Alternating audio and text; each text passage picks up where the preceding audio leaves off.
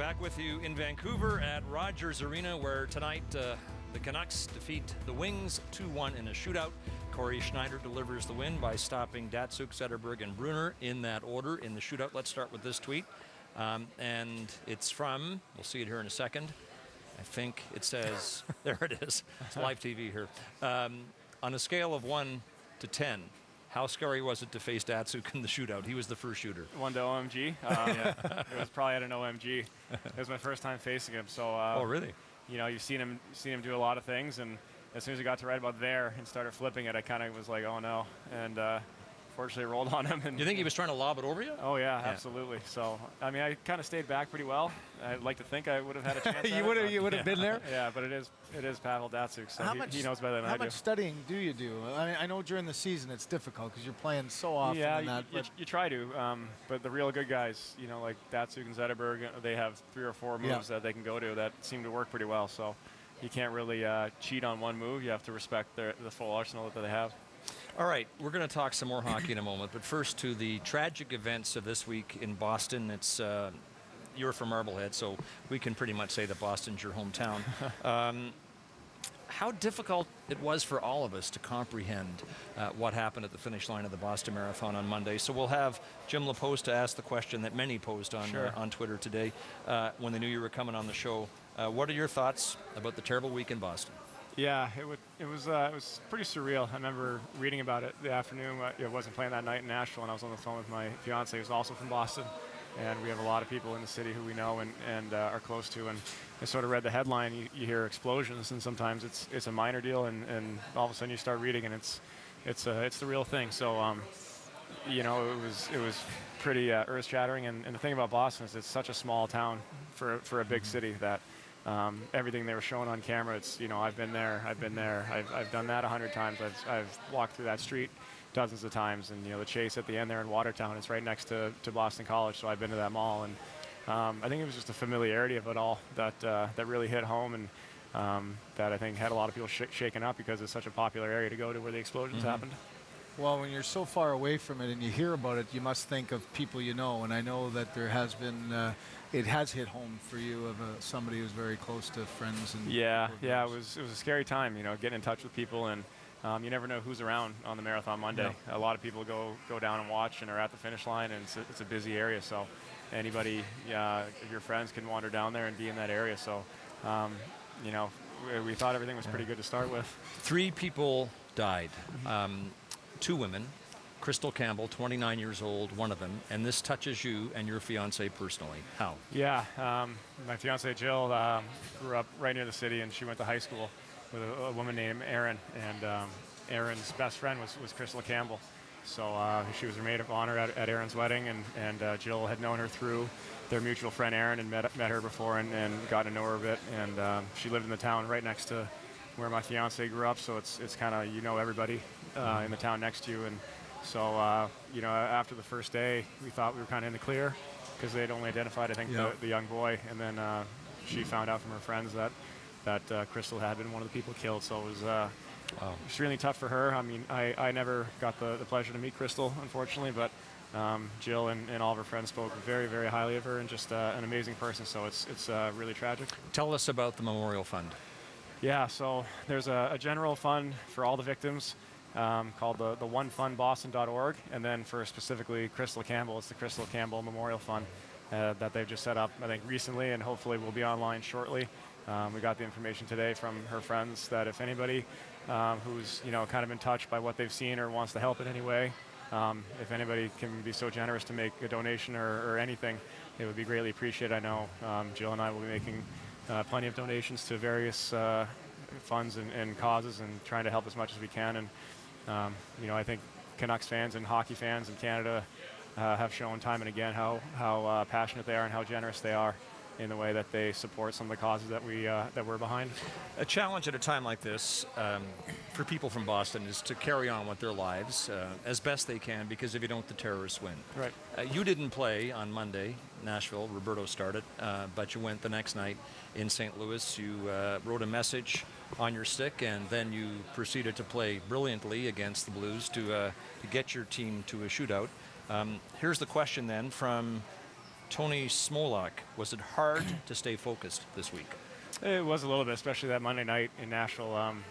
Fortunately Lou was playing that night, so it was kind of, spent a lot of time processing it and going over it and wondering what was happening. And it was tough to stay focused, but I think the next day, once you'd digested it a little bit more and had a chance to think about it, that we still have a job to do. We all have to get on with our lives, and everyone in Boston was going back to work. People were trying to go about their business, and we have to do the same. So while it was tough not being able to be there and help in some way, you have to find a way to soldier on and do what you're supposed to do. Then the emotionally charged atmosphere at the Garden on Wednesday night when the Bruins played the Sabres. And if you weren't moved by this, you don't have a heart. Did anything about this and the resilience displayed by Bostonians in their first chance to gather together as a large crowd after the tragedy, did anything about this surprise you? No, not at all. Like I said, it's the smallest big city in the world, I think, and people take it personally. It's a tough town. It's a resilient town. It's a place where if something happens to any one of us or anybody from Boston, that everyone else will have your back and like I said, take it real personally. So hats off to the Bruins and their organization. I know they've been giving a lot of money, and the guys, the players have really been supporting the first responders and the police department. And again, an amazing job by the first responders and paramedics and FBI and police and everyone involved to keep people alive at the scene and then track these people down and try to bring some closure to it. All well said. We'll take a break now and come back, talk some more with Cory Schneider about the events this year as they pertain to the Vancouver Canucks. We'll continue on After Hours.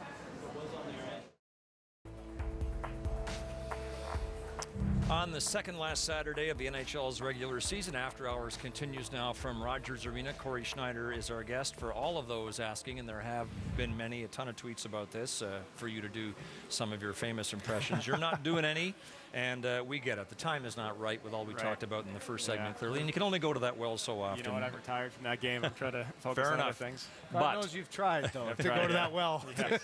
No, we're not doing it tonight. Okay. But can you give us your reaction to Yannick Hansen's impression of you done on this program, I think 2 weeks ago? Do we have it here? We're going to look at it. Okay. It's kind of an impression of him out in practice a lot lately, and it kind of goes like this.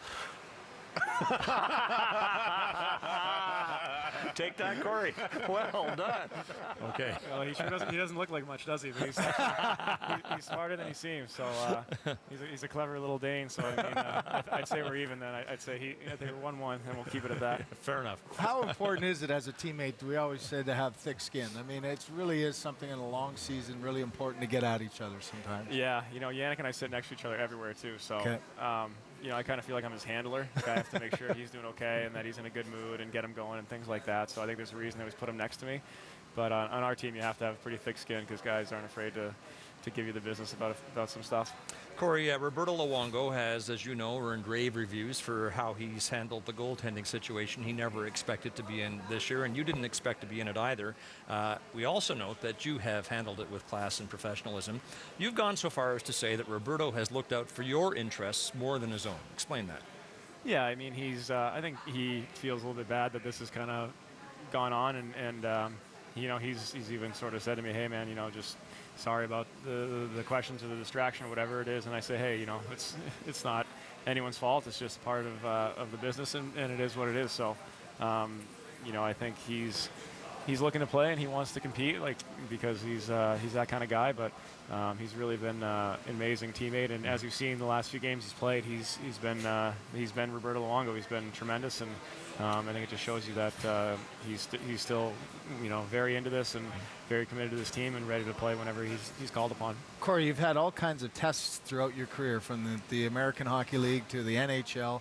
But I wonder, with that scenario presenting itself this year, how did you deal with it? That first game of the year when it didn't go well for you. Yeah. What's your mindset, and how do you shake that off? Yeah, I mean, it definitely wasn't the start I was hoping for. I was really hoping to get off on the right foot and sort of put everyone to ease, and it really didn't happen with that first one. But I've quickly learned in this line of work in this league that you have to bounce back. You have to make sure your next one is better than your last one, and that if you're not doing your job, then you got to do it better the next time. So, and you know what? There's a lot worse things than having a guy like Roberto Luongo around to talk to learn from, to to be a teammate and a friend. So he's been, like I said, he's been all those things and more. And it's just been almost maybe to your benefit to keep working with a guy like that. Here's a tweet from Raven. Any nightmares after Lou ran over you? She's referring to the comedy sketch piece that our colleague James Duthie did with you and Roberto on TSN. Got a huge reaction. At the end of it, Roberto runs over you with the utility cart and decapitates you. Right. That, of course, is comedic gold. But it was funny. It really was. And what's it say then about the relationship of two highly paid professional athletes competing for the same job that James got you and Roberto to play along for the hour or so it took to shoot that? Yeah, we had a great time with that, and he almost did run us over one time. I think he missed the break. He was in the close outtakes. a few times. Yeah, in the outtakes there, I think his foot missed the break, and he almost came through all of us. So, and no, you know what? When James approached us, I think we were both on board. I think I don't think we'd taken it as seriously as some other people, and the way it was being built up. So I thought it was a good idea to just kind of make light of it and have a laugh about it, because I think as you've seen Roberto the past year or two, he's a very funny guy. He likes to have fun, and he likes to, I think he's been a little more open about his personality, and it was a lot of great reactions from it. We're racing now. Canuck skills competition a while back here at Rogers Arena. You and Roberto decided to go into the hardest shot contest, Yep. and you beat him. I think you were over 76 miles per hour. Not surprising. Not going to win you anything, but it's respectable for a goaltender. You were at least, I think, 10 or so ahead of him. Are you a frustrated forward? You know what? If I was born in another life, I'd be a puck-moving defenseman for sure. Yeah, you'd be out there, would you? That's where it is. That's where it's at. It's tough in the gear. It was hard to really get your full range of motion. Yeah, you're saying you need to take the chest protector Yeah, off. I would like to. Really And like I was telling you guys more, I'm more of a one-timer guy. I like to get it in my wheelhouse. And maybe do the shooting accuracy next year then, huh? But I can only take slappers. I don't have the wrist strength that those guys do to get their wrist shots going. I think they'd all flutter into the net. Here's a tweet from Sakinesh. I hope I'm saying it correctly, but you got engaged recently. If so, and she wants to know if it's true, and we know it's true, you got engaged Yes. a couple of weeks back or 3 or 4 weeks back? Yeah, April 2nd. Okay. How did you propose, she wants to know. How did you propose to Joe?